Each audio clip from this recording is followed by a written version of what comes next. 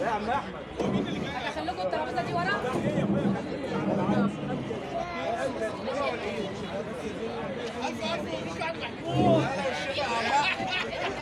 مساء الفل على الجميع.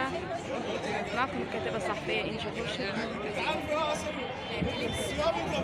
طبعا أنا بدعيكم غدا عن الإفطار الجماعي الخاص بدور منطقة مركز شباب الجزيرة العام GYC. تمام، فقلت أنا أبقى معاكم النهارده كده في يوم لطيف وننوه تاني.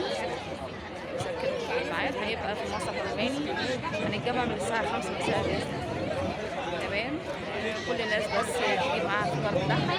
اوكي، بعدين هنفطر مع بعض جماعي، وبعد كده هنخلص الصلاة والعشاء والتراويح بإذن الله.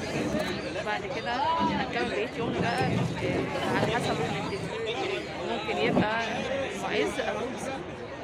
تمام، بس كل سنة وانتم طيبين ورمضان كريم. طبعا شرفني الناس كلها تيجي تحضر ويبقى فيه ذكرى حلوة كده تجمعنا. وزي ما قلت يعني في ناس ممكن تقدر تجمع معانا لغاية السحور في العز أو الحسين على حسب احنا هنتفق هنروح فين. في ناس هتنسحب، لكن هيبقى يوم لطيف جدا جدا جدا ليكم. وانا بشرف دعوتكم جميعا الاعضاء مركز شباب الجزيره، ولو اي حد برضه له عضو عندي في الجروب ينورني، لكن بس لازم يعلمني ويقول لي عشان خاطر ادخله المركز لان في تيكت. كل سنه وانتم طيبين ويومكم جميل وسعيد. طبعا المكان ده يعني غالي على قد جدا.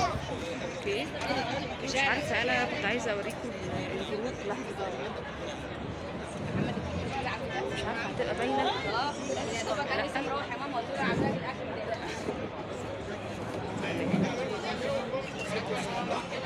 طب يا اختي انفيسه اي حته يعني تمشي. كل سنه وانتم طيبين، وكل تحياتي وتقدير حضراتكم جميعا. كانت معكم إنجي مرشد.